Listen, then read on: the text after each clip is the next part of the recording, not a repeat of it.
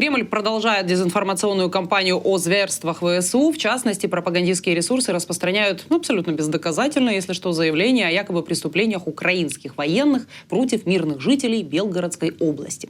В видеоинтервью жительница пограничного населенного пункта утверждает, что украинский дрон ожидал ее в кустах и атаковал после остановки автомобиля. Никаких подтверждений этим словам не предоставлено. В то же время используются типичные штампы о безразборочных атаках, об охоте на гражданских и тому подобное.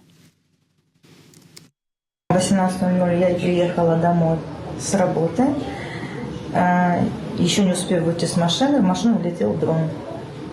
У меня... Какая машина была? Обычная легковая машина.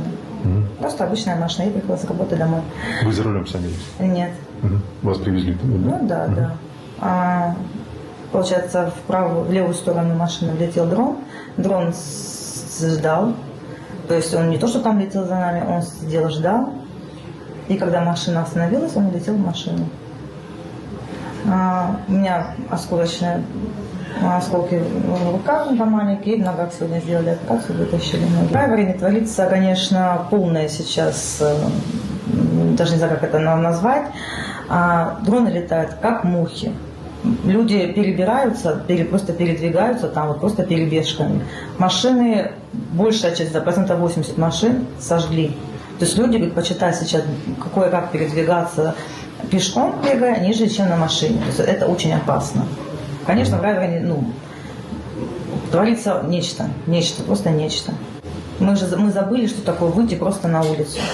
Мы забыли, что такое спокойно дойти там с работы домой или на работу домой. То есть у нас вся жизнь перебежками. Особенно последний, наверное, год. Вся жизнь в перебежках. Просто вот перебежать. Вот за хлебом сходить — это целое, не знаю, целое искусство. От укрытия до укрытия.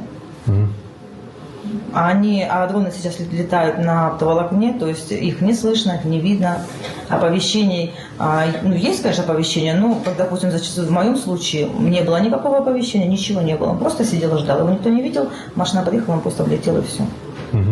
Поэтому это очень, конечно, опасно, очень страшно. И страшно, прежде всего, за детей, которые там живут. У меня сразу несколько вопросов. Вопрос номер один – это как дрон мог сидеть? Типа, за что сидел дрон? Да, это первый вопрос. То есть дрон сидел в кустах. Класс, представили себе эту картинку. Вопрос номер два.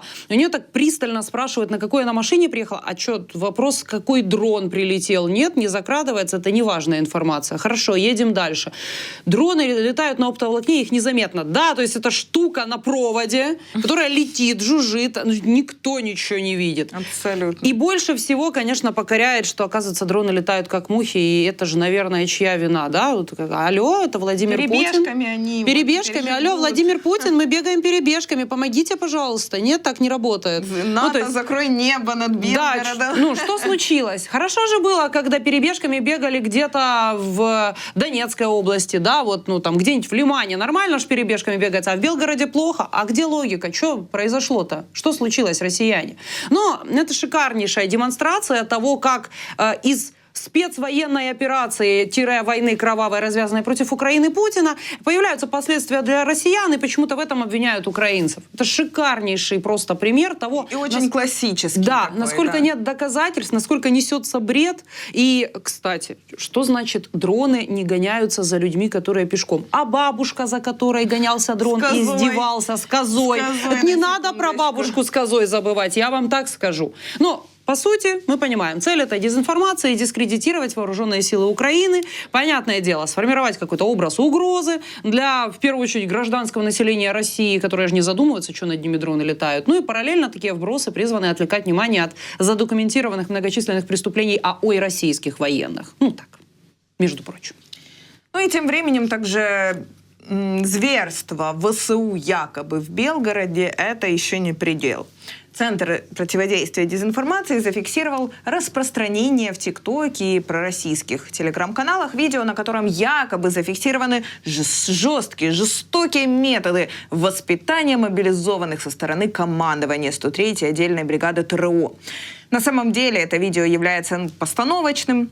абсолютно не имеет никаких фактов того, что это было на самом деле. Более того, оно имеет признаки очередной информационно-психологической операции. Центр обратился за верификацией в 103-ю ОБР ТРО, где сообщили, что подобных случаев в подразделении не было. Страница TikTok, распространившая вот этот ролик, систематически публикует антиукраинский контент и видео с признаками использования и технологий, и дипфейков. Это не первая попытка дискредитации именно этого подразделения. Ранее враг также пытался тиражировать подобные вбросы о 103-й бригаде, используя идентичные манипулятивные методы. Цель таких вбросов – дискредитировать украинское командование и, конечно же, создать иллюзию неуправляемости ВСУ. Ну, опять-таки, не показываем видео вам в этом случае, потому что, ну, фантазия россиян зашла далеко. Действительно дальше, чем платформа YouTube разрешает. Да, действительно жестокие кадры. Вот, поэтому, да и не надо лишний раз смотреть вот этот бред, который тиражируют кремлевские пропагандисты. Просто знайте, попадется, ну, как бы вы уже в курсе. Так же, как будете знать об операции загрязнения экологии. Именно такую проводят сейчас рупоры Кремля. И что делают? Пытаются переложить ответственность за загрязнение реки Днестр на Украину. Да, пророссийские информационные ресурсы в Молдове активно продвигают сразу 3 ложные версии по поводу причин загрязнения. Первая, якобы оно произошло из-за перевернутого украинского грузовика с мазутом. Вторая, вроде бы в воду попало высокотоксичное ракетное топливо из-за работы ПВО. И третья, российские войска якобы поразили сборочный цех украинских ракет «Фламинго», в результате чего и произошло загрязнение. Все эти версии далеки от правды, действительности, реальности, да и здравого смысла. Они не подкрепляются никакими доказательствами. Официально установлено, что загрязнение Днестра связано с последствиями российской атаки на энергетическую инфраструктуру 7 марта. Украины, конечно же. Продвижение в информпространстве вот таких вот вбросов, которые, ну, налазят даже не на глобус, это попытка России переложить на Украину, естественно, ответственность за экологические последствия российских ударов, тогда как реальная причина загрязнения реки Днестр заключается в действиях России. И мы, кстати, будем сегодня говорить о том, почему же российского посла в Молдове вызвали на ковер. Да, ну и, кстати, вот, к слову, параллельно разворачивается информационная атака против руководства Молдовы. Да, как сказала моя коллега, власти необоснованно обвиняют в бездействии, скрытии масштабов инцидента и неспособности помочь населению в том числе.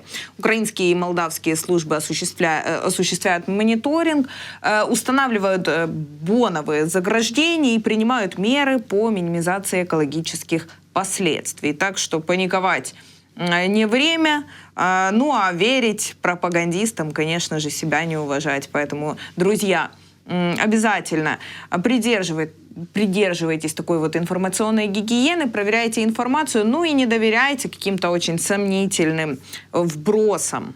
А бутылочку с загрязненной водой мы вам сегодня, кстати, покажем.